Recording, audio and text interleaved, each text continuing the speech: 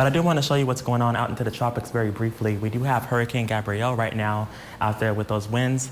A lot stronger than what forecasts were calling for. We have a Category 4 hurricane right now. Those sustained winds right around 130 miles an hour. It's looking very organized, and it's a very small, compact storm.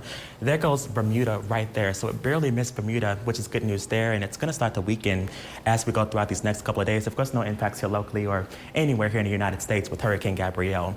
However, we are kind of getting closer to, what is the peak of hurricane season. We start to kind of see activity pick up more in October. And as a result, we can see that about an 80% shot of this becoming our next named system. And then this one here, right around a 50% chance of that becoming the next named system. The next names is Humberto and Imelda. So I think we will have those names on the dock as we head into this weekend, likely going into early next week.